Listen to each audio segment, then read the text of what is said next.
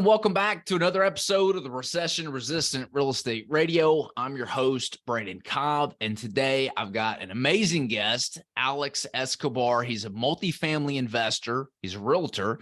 He's a coach. He hosts the podcast, Screw the Stock Market. If you haven't checked it out, you got to go check it out. He's very passionate about helping second-generation immigrants and people of color to build and protect their wealth through real estate. After closing on a second apartment deal, he was able to quit his W-2 job in January 2022. So it's been a full year. It's come full circle, and he has since doubled down on spreading the word on low-risk, high-return investment assets. He offers a variety of educational resources for his community, and his firm is constantly searching to acquire value-add multifamilies. Alex, welcome to the show. Brandon, I'm honored. Thank you so much. I'm really excited to be here with you.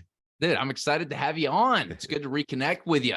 So for the audience that doesn't know much about you, tell them what you're doing today and then reverse engineer that and kind of tell us the background on how you got here. Sure. So, as you said, I'm a multifamily apartment investor.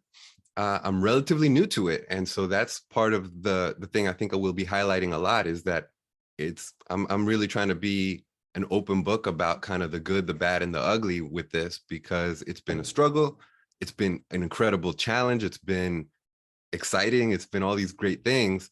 And I'm learning, I'm developing as a person. And that's exactly kind of what I want to highlight in as I share my story, because I feel like, I'll be honest, when I first said, okay, maybe I should go on other people's podcasts, but that little insecurity comes in. It's like, oh, I'm new, on my podcast, I have people like you, people who've reached other levels of success, who've been at this a lot longer. And so I'm like comparing myself to these people and I'm like, what am I going to share? But really the big thing that I had this aha moment was, hey, if I can relate to someone who's still in that cubicle, who's still dreaming of being able to quit that position.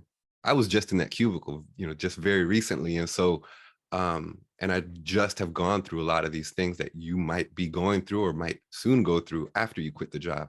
So there's value there. So that's part of what has encouraged me to get out here and start to share my story.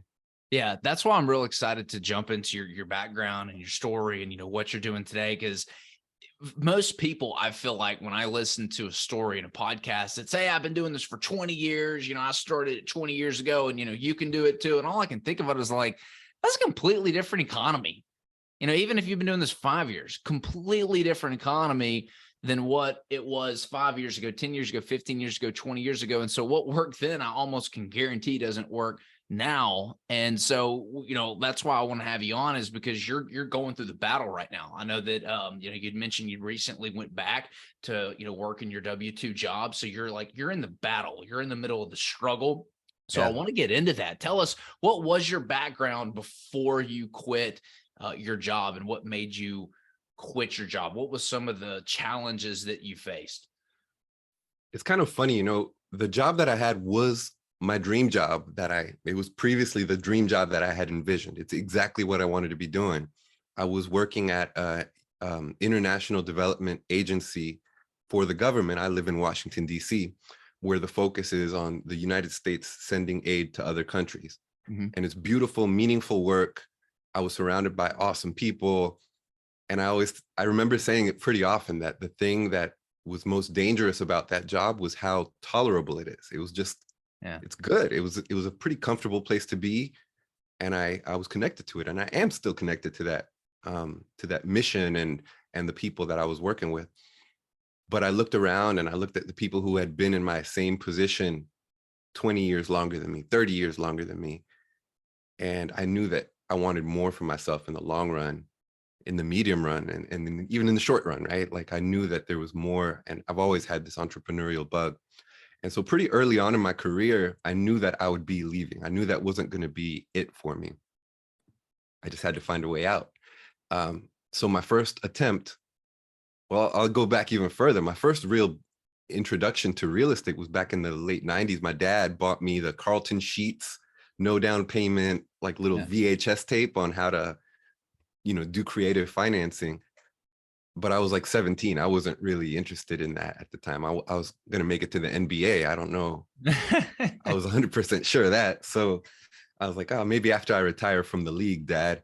Uh, but I kept that interest in real estate in the back of my mind.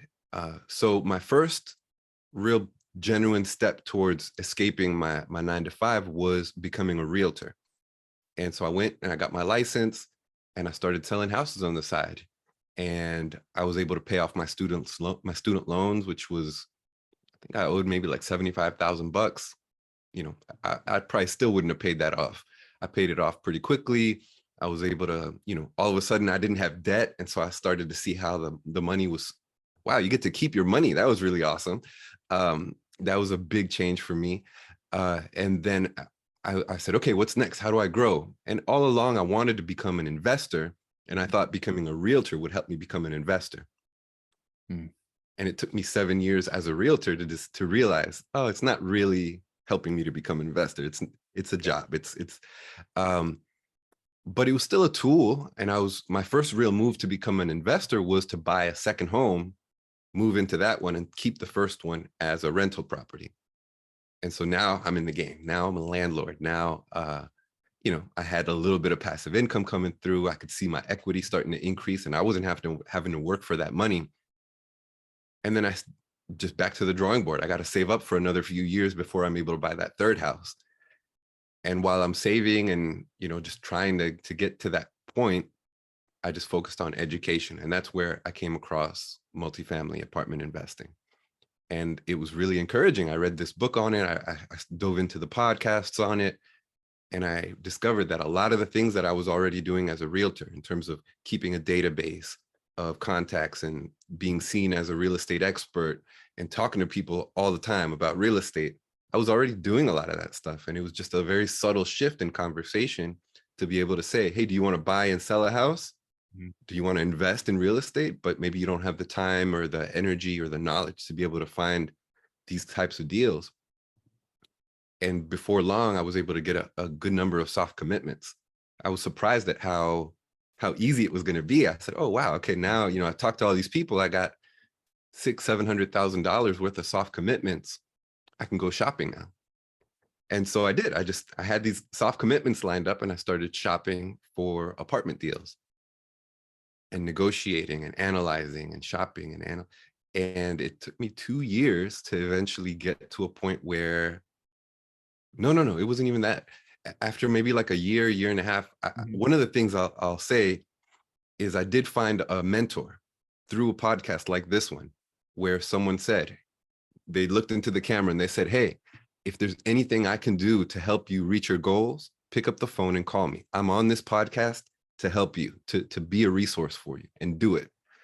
And so I actually did call that person and, we talked and they said, continue. I'm going to help you reach your goals.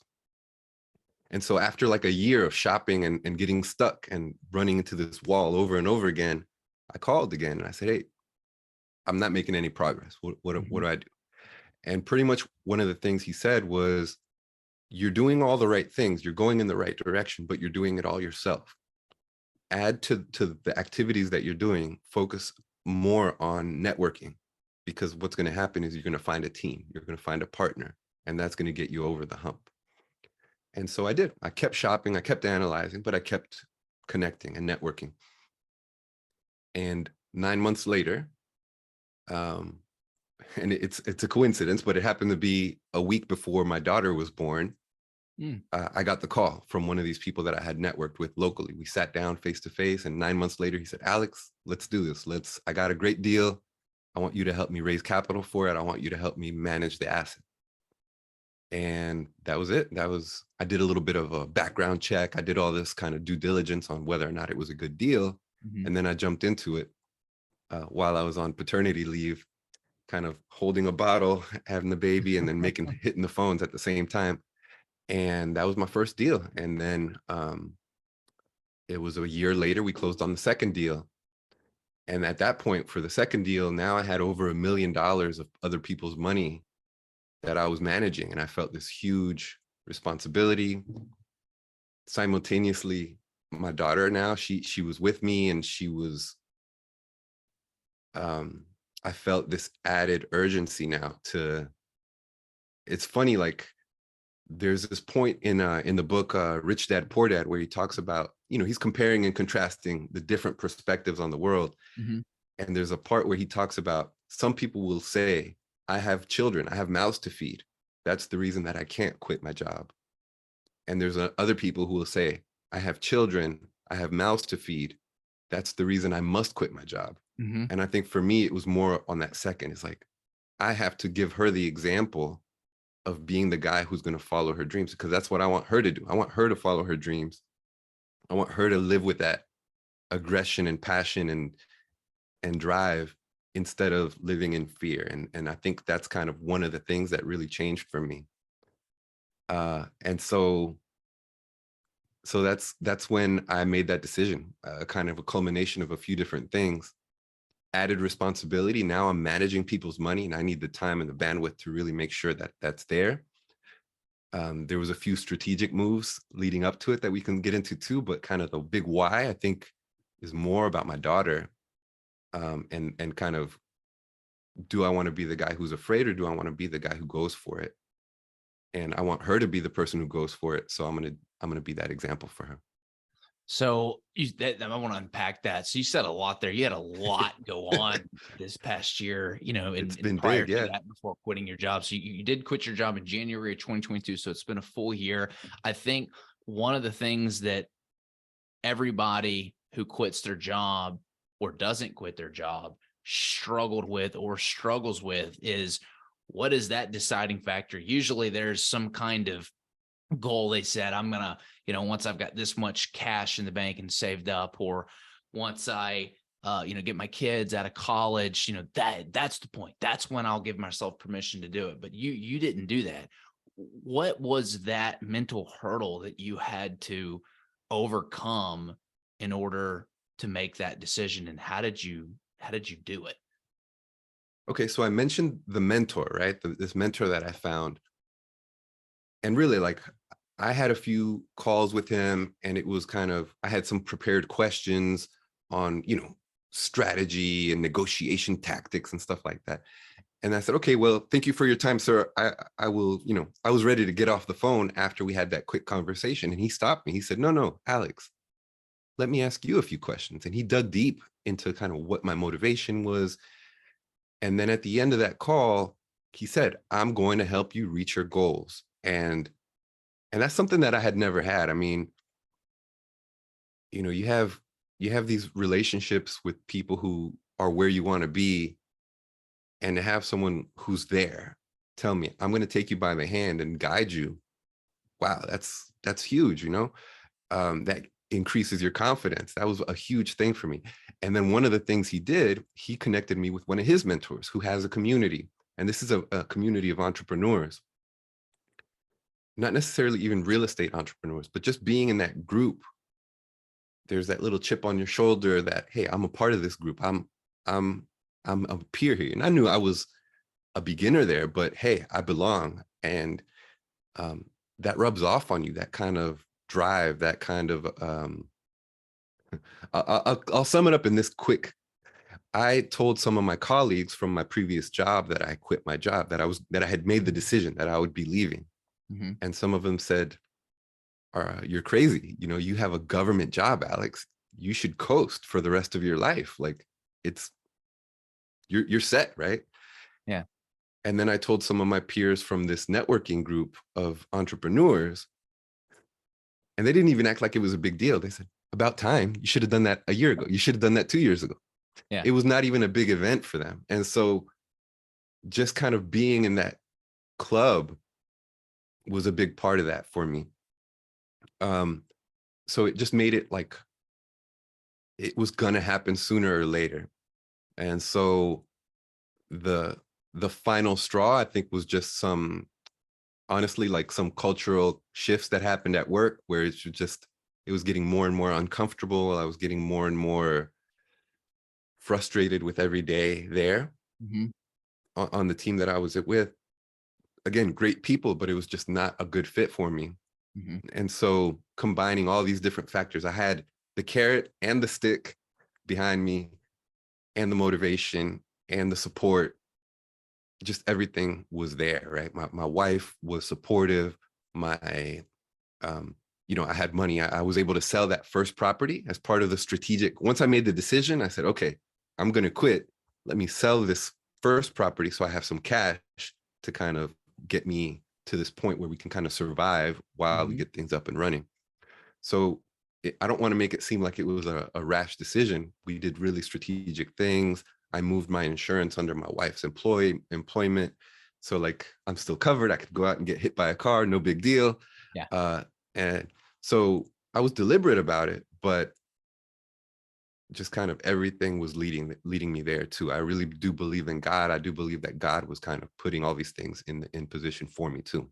So it sounds like a big part of your ability to make that decision to overcome that mental hurdle was you had a mentor that, you didn't know was going to be a mentor that was kind of pushing you, and you could see it, touch it, and feel it. He'd done it. Why can't I do it? And you also kind of had these two circles. You had your coworker circle that was sort of like kind of holding you back, like, no, no, no, no, no, stay, you're crazy if you make the decision. Then you had your entrepreneurship circle that was like pulling you away from them, like, come on, man, you should have done this 2 or 3 years ago. And that was able to help you kind of free up that mental blockade. After you'd quit your job, I know a big mental obstacle that you've got to overcome as an entrepreneur. It's like, well, now that I've pulled the trigger and I've done it, because you're never ready for entrepreneurship. I don't care what your background in the corporate world is. It's a completely different world. You now had a new set of mental challenges to overcome, and that was like, how am I going to figure this out? Because you don't know what you don't know. Walk us through that. What was that like? And then what steps did you take to mitigate the future unknown? Yeah, I mean, the fact that you don't know what you don't know is interesting. So, for example, one of the things that in this business model of apartment syndication, there's a few hats that people wear, and it was still a little bit unclear to me which. Well, I was kind of trying to wear all the hats, really. And so it took probably 8 or 9 months before I decided, hey, I'm going to specialize. I'm going to be a specialist in capital raising. That's going to be my thing. And it really connected with who I am as a person. I'm a former teacher, and I've always been drawn to being an educator. And now I see that as part of my role is I'm an educator again in Mhm. this other medium, in this other platform, instead of in the classroom. Um, but it took more time. It took months of still trying to figure everything out and what I'm going to be spending my time on. And I think one of the other really painful lessons is when you are an entrepreneur, there's a lot of this kind of trial and error and experimentation. Uh, let's go back. The very first lesson that just I still laugh at myself Yeah. is I said, okay, now I don't have my day job. The biggest hurdle that I believed was holding me back is gone. Now my to-do list can be a mile long. Now I can do it all. I don't have and I made my to-do list for that first day of work. And I was like, okay, I'm going to do this. I'm going to write an article. And it took me 3 months to get that one day of work done because I was completely unrealistic about what I could accomplish in a day. I just thought that I could. And it was just ridiculous. There's never enough time, even when you've left your day job behind. That was like just a big aha moment for me because again, I was so focused on what I didn't have. And yeah, it's a big one. Um, yeah. Okay. So then the other big challenge for me has been learning to be willing to just break what you've done. So as an example, one of the first things I've done recently was a lead magnet, thinking, okay, I want to bring in leads. I'm going to create a document, which is a summary of the podcast and just nuggets and valuable lessons that I've taken from all the guests that have been on our show, including you, Brendan. And so I took that and I listened to all of our old episodes and I condensed it into an ebook and I called it The Mindset of Success, Lessons from Our Guests. And I started to kind of push that on social media, on the podcast itself. And no one wanted it. And, and I took a lot of time and energy to do that Mhm. But as an entrepreneur, I think you have to be willing to just burn that to the ground and say, if there's no demand for this, I need something else. Mhm. And so that's kind of a painful lesson where it took me probably a little bit longer than it should have to realize that I need to start over and come up with another lead magnet that people actually want. Mhm. And so I don't know, there's just a bunch of things like that that have, they feel like delays. They feel like at the time they feel like failures, right? I Mhm. mean, one of the other ones has been, when I joined Raise Masters, one of the valuable lessons that I learned in that community, which I guess is the other lesson, is community has been a big one, right? Mhm. So one of the big ones there is I'm seeing how other people are structuring their partnerships, and people are structuring their partnerships where they can kind of, get enough deal flow to get to build a business, right? Where Mhm. as myself, as someone who's getting started, I had essentially deal flow of about one deal per year, and that wasn't cutting it for me. And Right. so now we're structuring things a little bit different, where we can co-GP, we're hoping to eventually be able to get to that fund of funds model, essentially is what's taught in that group. And so again, like all those things are learning from the experience of others, mentors and communities, where you can essentially speed past some of that trial and error and some of those Mhm. failures to be able to get there sooner. Yeah, Um, community's huge because it can be a very lonely new road when it comes to entrepreneurship, and you can feel like that you're just the ugly duckling. You can't do anything right.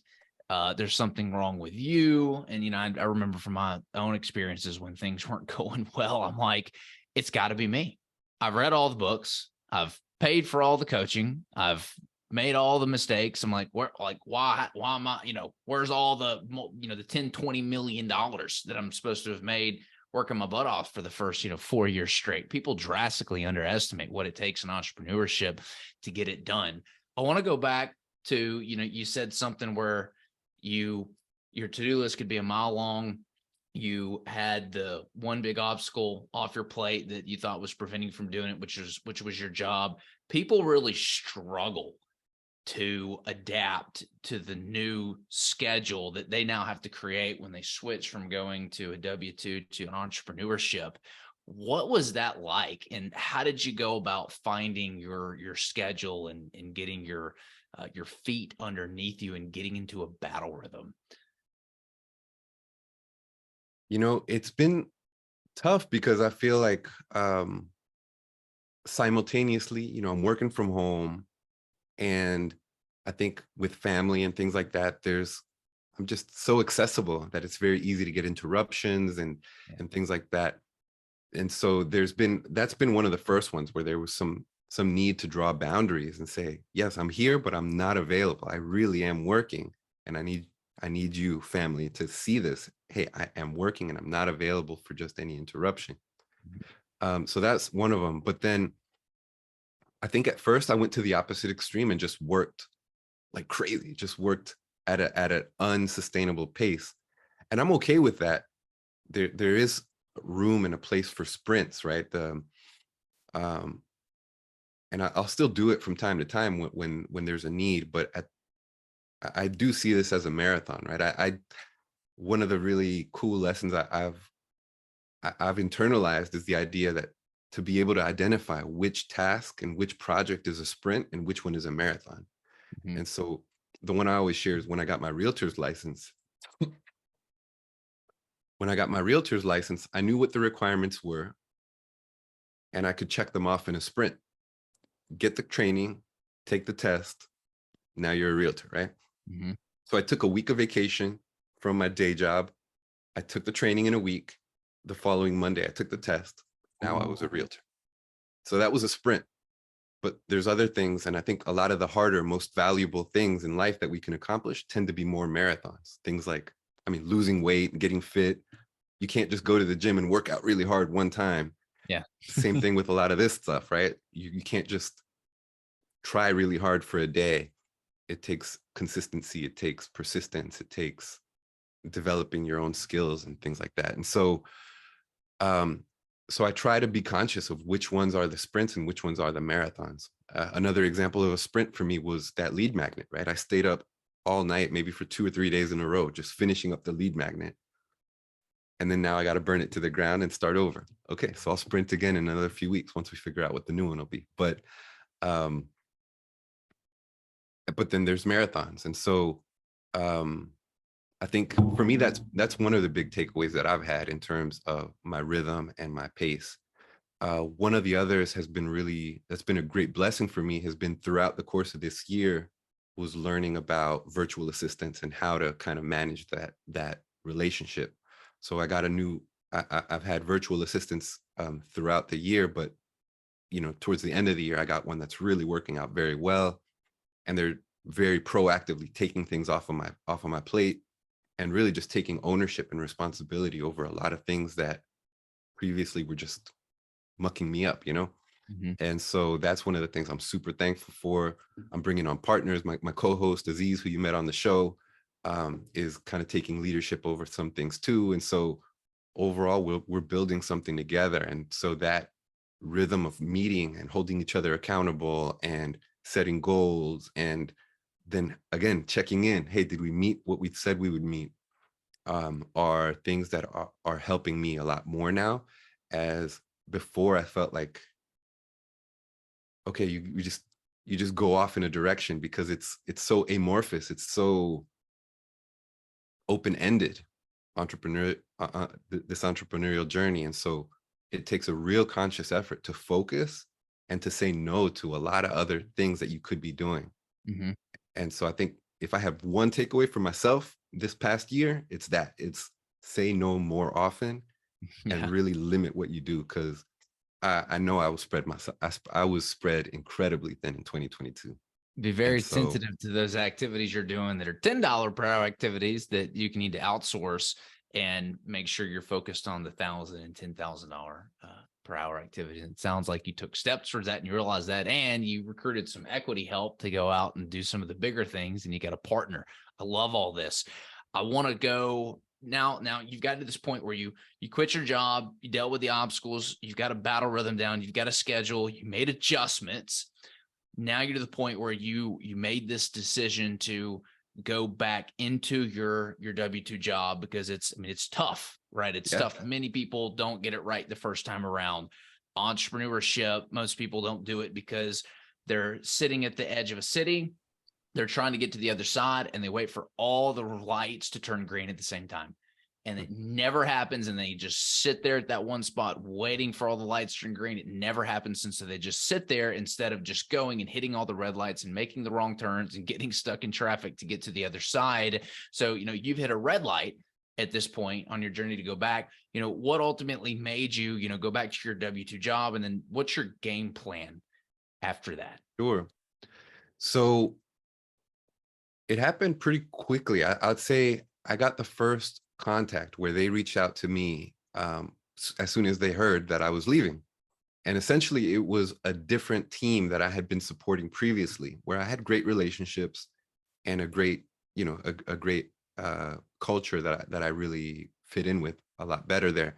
And so when they heard that I was leaving, they said, "Oh, we have an opportunity. We can work something out. Would you be interested?" And I was kind of hesitant. I said, "Well, I just left. I don't know if I'm, you know." But essentially, what they did is they created a position that's intermittent, where I can work as much or as little as possible as I need to or as I want to. Hmm. And I said, okay, well, it'll be good. I'll apply and I'll get the contract in place. And at this point, it was still very early in the year. I wasn't really intending to use it, but I said, okay, I want to have the contract in place. And so I applied. The process takes a long time. So finally, I got the position. I got the offer and everything. And so now at this point in the year, like I said, the deal flow hasn't been there. And part of the way that you make money in this business is having sufficient deals where, you're getting a little bit of an acquisition fee here, the monthly, um, Cherry picking the good deals. Yeah. yeah, exactly. And so because of that, like just towards the end of the year, there was just no income coming through. And I got to put food on the table too, right? I'm all about following my dreams and living without fear. But at the end of the day, too, I do want to be responsible. I do want to contribute to my family and contribute a lot. And so the terms were just pretty perfect, right? That flexibility in terms of me being able to decide when to work and when not to work, how much to work. I think it's pretty ideal for me where I can still continue to move forward and make progress. I really love your analogy about this roadmap because it's valid, right? Like, yeah, okay, so you take a detour, you get stuck at a red light or something, but at least I'm making some progress. At least I'm there. I'm in a position where I'm closer to my goal than I was last year. Mhm. And so the terms were there. And honestly, when I made the decision to leave, that's another point that I didn't really mention was I had this chip on my shoulder where now I had crossed this 10-year point in my previous job. Mhm. And I said, okay, now I have enough experience where it's a nice round number. It was 12 years actually. And so, okay, I have over 10 years of experience. I can get a job doing this anywhere in the government. It's a very in-demand field.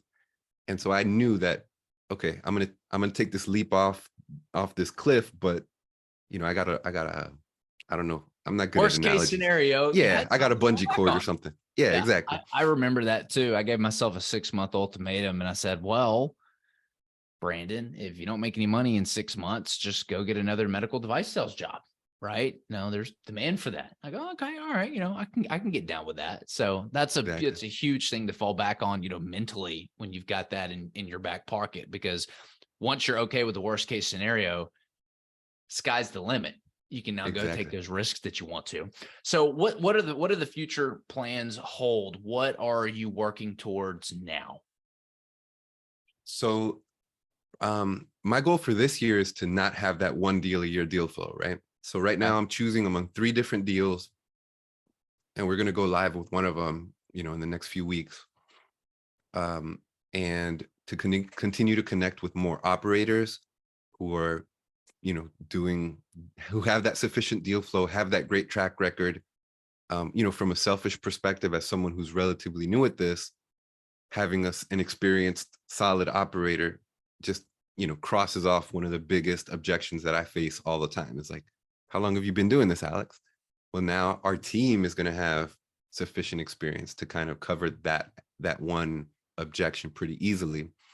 And I think through the podcast, through the networking, through these communities, I've been able to put myself in the room where I'm getting pretty good deal flow right now. And I'm in a position now where I can kind of pick the good ones and I can really add value to my network because of my experience, right? I do have experience to be able to be selective and to know who really knows what they're talking about, who's kind of BSing, and I think even though I'm relatively new at it, I do have more experience than probably 95% of the other people who are considering investing with me.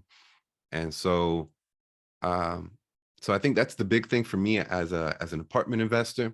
In terms of our podcast, I'm very focused on continuing to really add value. And, I think my personal story, one of the things that has resonated a little bit with me for the first time in all of my content creation experience over the last year or so is for the first time, I'm starting to really call out who I want to work with. They always talk about riches in the niches and stuff like that. Mhm. And I've been really hesitant. The name of my podcast is Screw the Stock Market. Mhm. And that doesn't really call out any particular person. It's more about and it's kind of a selfish, funny name. It's like, hey, don't invest in the stock market, invest with us. And that's kind of, I feel that way, but now I'm trying to really call out, hey, I love working with immigrants and children of immigrants who are professionals because we connect. My family is originally from Honduras. I grew up here in the United States my whole life. But one of the things I've recently identified is that I'm not really Honduran. Whenever I go to Honduras, I feel like a foreigner. I'm pretty Americanized. Mhm. But when I'm here, the people that I find that I connect with most easily is immigrants from any country. So I Mhm. have, my co-host on the show, Aziz, he's the child of Somali immigrants. He's my closest friend. I have friends who are children of Korean or Thai or whatever. But there's something about that experience of kind of being in two worlds, and we've all seen our parents sacrifice to give us a better life. And what I see in a lot in my circle of friends and my peers and the people that I really love working with is that we feel this obligation, the sense of, hey, my parents sacrificed. I can't let all that sacrifice go to waste. I'm going to come to the United States. I'm going to be successful. I'm going to get my degree. I'm going to get that great job. And I'm going to make sure that, hey, we got this. And then one of the things that I love about this is that now we can share, hey, there's this other level of success called passive income, called, you're making money not just by your work anymore. Now you can get to that other level of maybe even financial freedom, maybe sooner than you thought. And by talking to some of these people, I feel like a lot of them believe that and wanted that all along, but never really knew how. And so I'm trying to do that more often, just to really call out who I want to talk to, who I want to work with. And of course, we're open to working with anybody, but I'm just finding that the message, when you really call someone out, it resonates a lot more quickly, and people raise their hands. And so Alex, I that's love this story, and I want to acknowledge you for sharing it. It's not every day that you get to talk to somebody who, I mean, you're in the middle of it, right? I mean, you're it. trying everything you can to get this thing up and running. It sounds like you've already like turned the ignition, started it. I mean, you've got the deal flow going, you know, who you want to talk to, you know, you're dealing with the back and forth with the job. So I just want to acknowledge the amazing things that you've done. And thank you for being vulnerable with the audience today. It's very easy to get on a show and talk about all the amazing, great things you've done and all your accomplishments. It's even tougher, you know, to get on and talk about the failure. So thank you for that. I have no doubt, my friend, that you're going to be wildly successful. For the audience members that want to get in touch with you, to learn more about you, to learn more about your business, how do they do that? Thank you. Yeah. We're going to create a little landing page for your guests at screwthestockmarket.com/Brandon. And it'll just be for your audience. We're going to have a few little resources there. We're going to put our reconfigured lead magnet there. And I'll tell you what it is. We've already kind of got it laid out.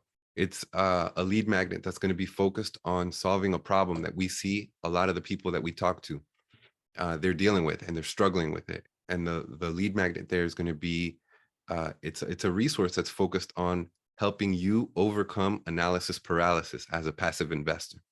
That's something I keep seeing over and over. I get on these calls with people and they say, okay, this seems good. This is interesting. It's just not the right time. We'll come back to you. Or all of a sudden people stop. It's scary. It's scary to take the leap. And I understand that. And that's a big part of, I feel people beat themselves up because of this analysis paralysis. And so we're focused on helping people to overcome that with intelligent decision-making and mindset. Love it. Screwthestockmarket.com/Brandon. That's the link. Go get your free lead magnet, make less investing mistakes.